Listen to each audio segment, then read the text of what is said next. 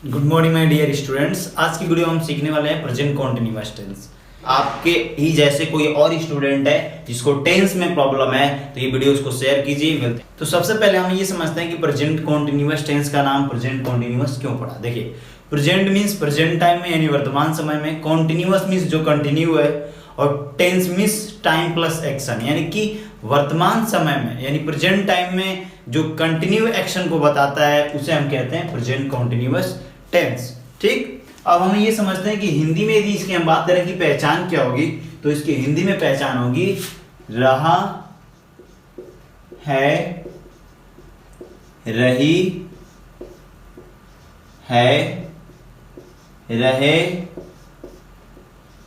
हैं इत्यादि वाक्य के क्रिया के अंत में आएगा। यदि आप कहेंगे सर इंग्लिश में इसको कैसे पहचानेंगे हम, तो इंग्लिश में देखिए क्या होगा कि इज या एम या आर के साथ क्या आएगा, वर्ब की फोर्थ फॉर्म आएगी। इज एम आर के साथ वर्ब की फोर्थ फॉर्म आएगी, इसके साथ प्लस वर्ब की फोर्थ फॉर्म। वर्ब की फोर्थ फॉर्म का मतलब कि आईएनजी फॉर्म। ठीक है, तो इज एम आर के साथ यदि आईएनजी फॉर्म आ रहा है आपका वर्ब की, तो आप समझ जाइएगा इंग्लिश में कि प्रेजेंट कॉन्टिन्यूअस टेंस है। और हिंदी में वाक्य की क्रिया के अंत में रहा है, रही है, रहे हैं आएगा, तो आप समझ जाइएगा कि ये प्रेजेंट कॉन्टिन्यूअस टेंस है। अब हम बात करते हैं कि सर किसके साथ इज लगेगा, एम लगेगा, आर लगेगा, मतलब इसके रूल्स और रेगुलेशंस क्या है। तो हम बात करते हैं इज का, कि इज किसके साथ यूज होता है। ठीक, तो इज जो होता है वो थर्ड पर्सन सिंगुलर के साथ यूज होता है। किसके साथ यूज होता है, third person singular. Third person singular के बारे में मैं आपको डिस्कस किया हूं, फिर बता दे रहा हूं। ही, सी, इट, नेम और सिंगल रिलेशन जो होता है, एक नाम और सिंगल रिलेशन, ये थर्ड पर्सन के सिंगुलर में आता है। तो इज का यूज हम किसके साथ करेंगे, तो third person singular subject, third person singular subject, third person singular subject के साथ हम इज का। और एम का यूज किसके साथ करेंगे, तो एम का इकलौता केवल आई के लिए होता है। आई मींस फर्स्ट पर्सन का सिंगुलर, आई means first person singular subject, first person का जो सिंगुलर होगा, ठीक है, जो फर्स्ट पर्सन का सिंगुलर होगा उसके लिए हम किसका यूज करते हैं, एम का यूज करते हैं। अब बच गया कि सर आर का यूज किसके लिए करते हैं, तो इज और एम के अलावा बाकी जितने बच गए सभी के लिए आर का यूज होता है।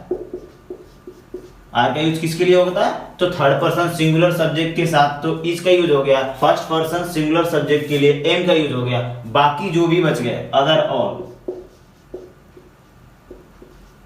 ऑल सब्जेक्ट के लिए हम आर का यूज करेंगे। ठीक, अब इन सब के साथ एक्चुअली हम कॉन्टिन्यूअस टेंस पढ़ रहे हैं। ठीक है, तो इसीलिए आपको मैं बताया था कि कॉन्टिन्यूअस फॉर्म लगेगी, यानी कि वर्ब की फोर्थ फॉर्म सभी के साथ यूज होगी, यानी इन सब के साथ साथ वर्ब की फोर्थ फॉर्म या जिसको आईएनजी फॉर्म के नाम से भी जानते हैं, इसका यूज किया जाएगा।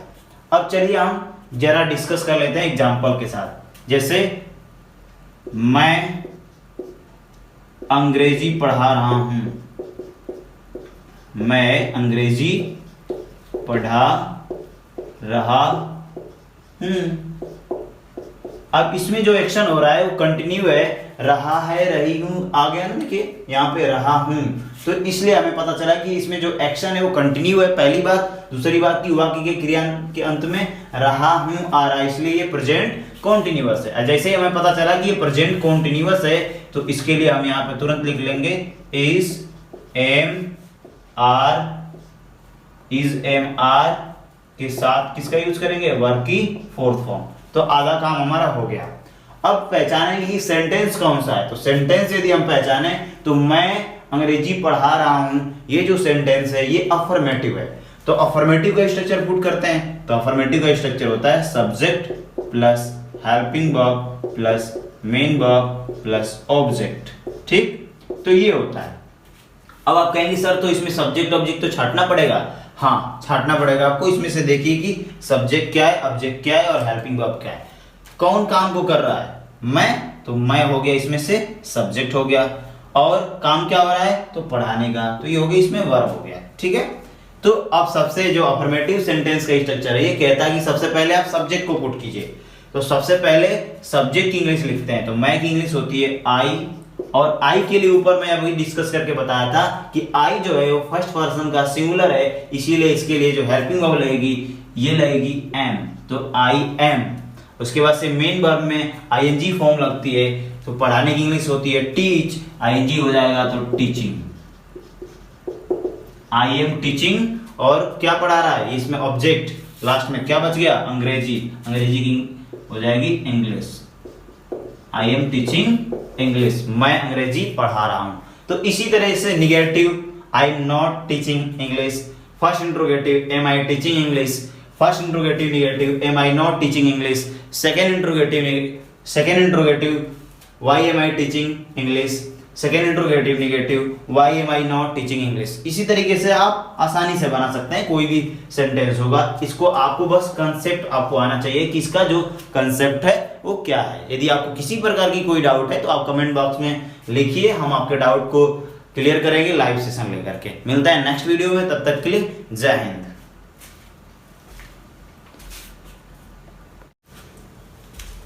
अब हमारे सामने कुछ ट्रांसलेशन करने के लिए कुछ एग्जाम्पल मैं लिया हूँ, आप ध्यान से समझेंगे एक एक पॉइंट को कि किसी भी हिंदी के वाक्य को इंग्लिश में ट्रांसलेट करना होता है तो हम किस वैल्यूज पे यानी कि किस कॉन्सेप्ट के द्वारा हम इसको ट्रांसलेट करते हैं ताकि ये गलत ना हो।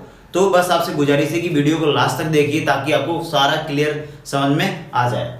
तो देखिए, वह आम खा रहा है। अब इसको जैसे ही मैंने सेंटेंस को पढ़ा तो हमें ये पता चला कि काम जारी है, वो भी प्रेजेंट टाइम में। तो काम कंटिन्यू है प्रेजेंट टाइम में, तो पक्का ये प्रेजेंट कॉन्टिन्यूअस टेंस है। क्लियर हो गया? जैसे ही हमें ये क्लियर हुआ कि प्रेजेंट कॉन्टिन्यूअस है तो हमें तुरंत यहां पे लिख लेना चाहिए कि इसमें इज लगेगा या एम लगेगा या आर लगेगा। ठीक, क्यों? क्योंकि प्रेजेंट कॉन्टिन्यूअस में इज एम आर लगता है, प्लस कॉन्टिन्यूअस है तो इसमें वर्ब की फोर्थ फॉर्म या आईएनजी फॉर्म लगेगी।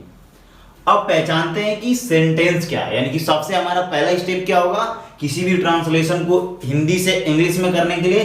तो आप सबसे पहले रिकॉग्नाइज कीजिए, पहचानिए कि टेंस कौन सा है।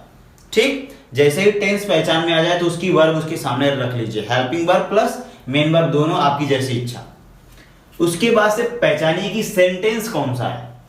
तो वह आम खा रहा है, इसे जब मैंने पहचाना तो पता चल रहा है कि ये तो किसी स्टेटमेंट को एक्सप्लेन कर रहा है, असर्शन को बता रहा है, इसीलिए क्या हो जाएगा, ये अफर्मेटिव सेंटेंस होगा। ठीक है, इसमें नेगेटिव बातें नहीं हो रही हैं और इसमें प्रश्न पूछने की बातें नहीं हो रही हैं, इसीलिए अफर्मेटिव सेंटेंस होगा। तो अफर्मेटिव सेंटेंस का तुरंत स्ट्रक्चर लिख लेंगे। तो अफर्मेटिव सेंटेंस का स्ट्रक्चर होता है subject plus helping verb plus main verb plus object. ठीक, अब इसी के अकॉर्डिंग आप कहेंगे सर इसमें तो सब्जेक्ट वर्ब भी छांटना पड़ेगा। हाँ, सब्जेक्ट वर्ब आप छांट लीजिए, लेकिन आपको ऑब्जेक्ट छांटने की जरूरत नहीं है, वो लास्ट में बच ही जाएगा। अब सब्जेक्ट क्या होता है, कौन से प्रश्न कर दीजिए, कौन आम खा रहा है, आंसर मिला वह आम खा रहा है, तो इसमें वह जो हो जाएगा ये सब्जेक्ट हो जाएगा।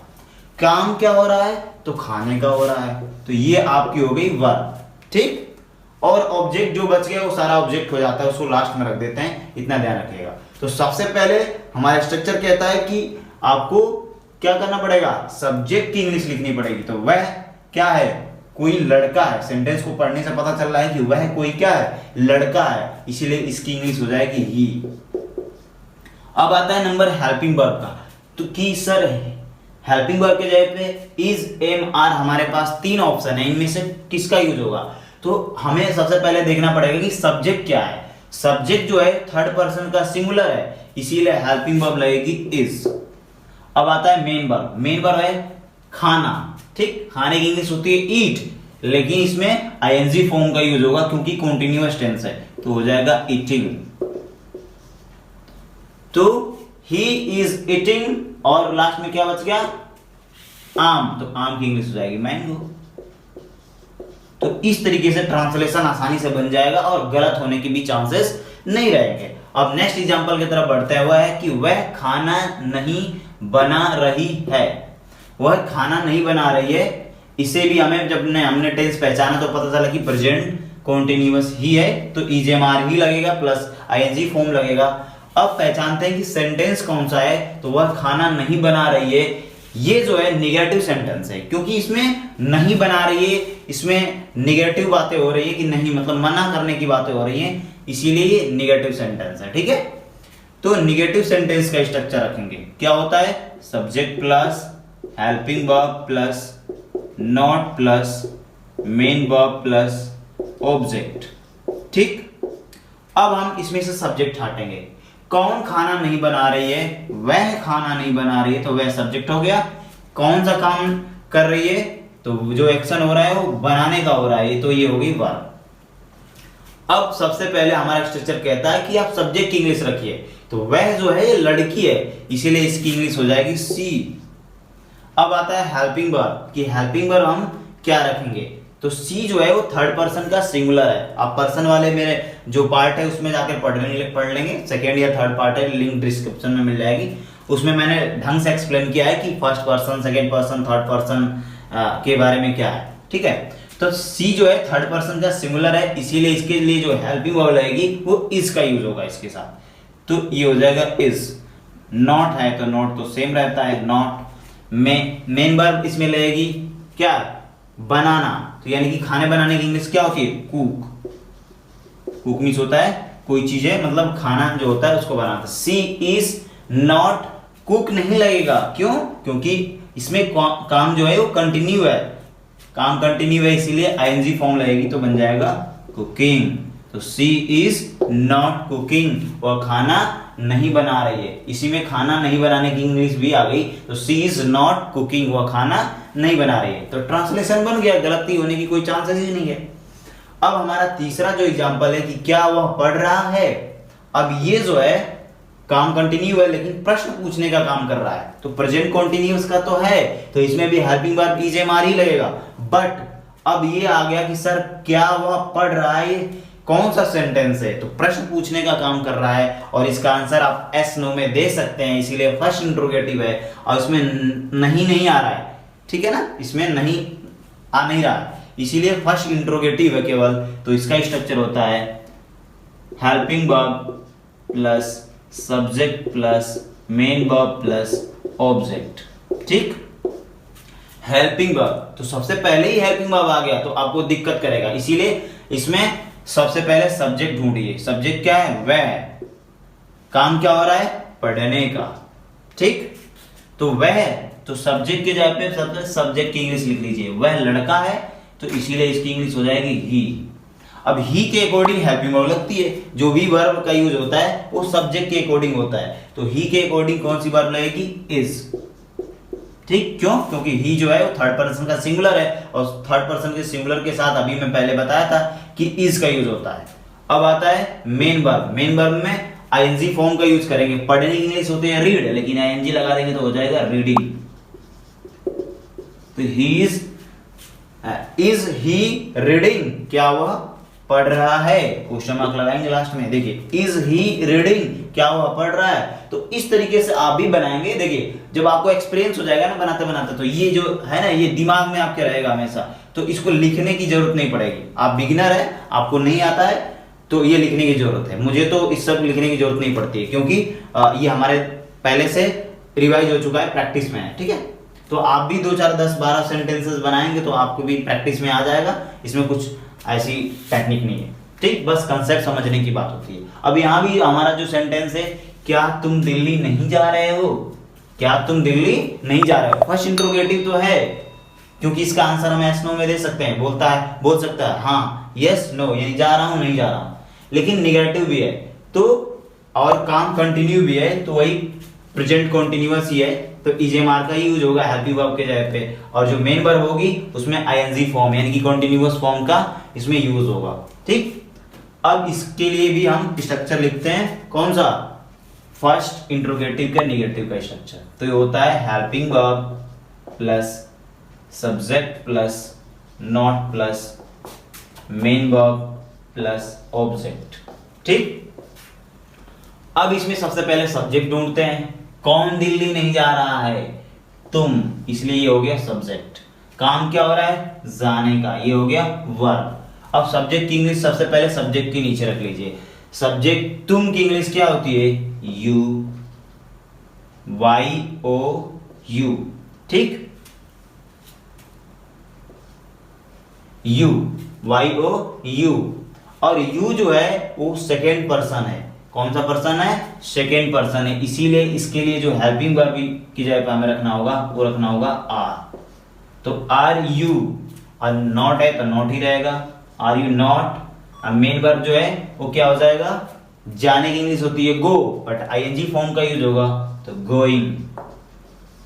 और कहां? तो दिल्ली, तो कहीं जाने के लिए टू का यूज करते हैं तो टू दिल्ली, क्वेश्चन मार्क लगाएंगे। Are you not going to Delhi? क्या तुम दिल्ली नहीं जा रहे हो?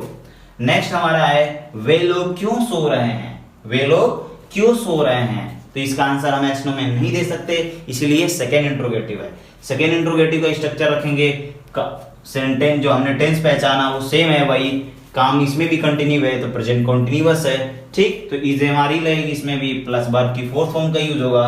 अब हम पहचानते हैं सब्जेक्ट, तो वे लोग इसमें सब्जेक्ट है, क्योंकि यही किसके बारे में बात हो रही है, हम कर रहे हैं तो वे लोगों के बारे में बात कर रहे हैं। एक्शन क्या हो रहा है? सोने का हो रहा है काम।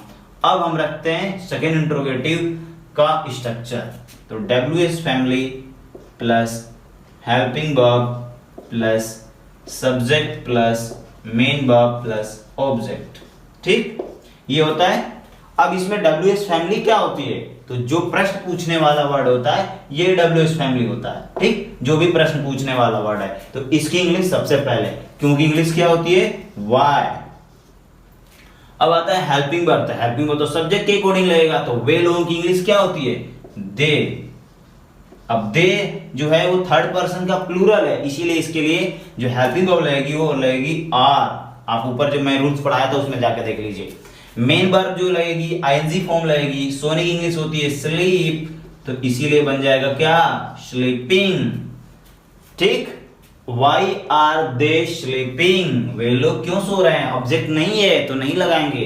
Why are they sleeping? वे लोग क्यों सो रहे हैं। लास्ट हमारा जो एग्जांपल बच रहा है, आप लोग क्यों नहीं लिख रहे हो? आप लोग क्यों नहीं लिख रहे हो, तो ये भी इसमें कंटिन्यूअस में ही है, प्रेजेंट कंटिन्यूअस का ही है, तो इजेमार प्लस वर्ब की ING फॉर्म का यूज होगा।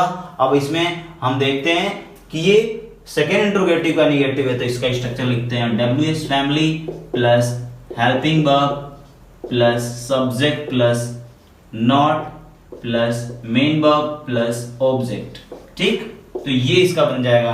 अब WH फैमिली क्या है इसमें? क्यों, तो इसकी इंग्लिश सबसे पहले, अब क्यों की जगह पे कब, कहां, कैसे, कौन, कुछ भी आ सकता है, ठीक है। ये WH फैमिली के जगह पे कुछ भी आ सकता है, ये नहीं कि केवल क्यों क्यों ही आएगा, इस चीज को ध्यान रखिएगा।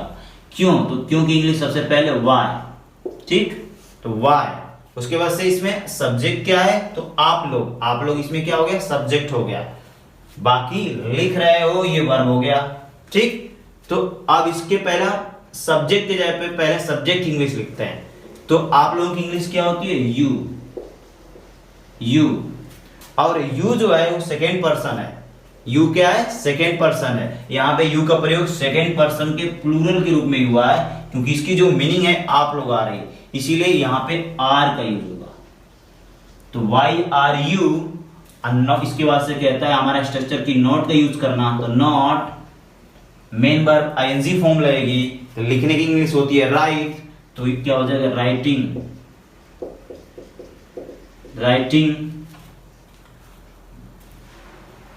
तो why are you not writing? तुम लोग क्यों नहीं लिख रहे हो? यदि आपको ये सारे कंसेप्ट समझ में आ गए होंगे तो वीडियो को लाइक कर दीजिए। यदि आपके ही जैसे कोई और स्टूडेंट है जिसको टेंस में प्रॉब्लम है तो ये वीडियो उसको शेयर कीजिए। मिलते हैं नेक्स्ट वीडियो में, तब तक के लिए जय हिंद।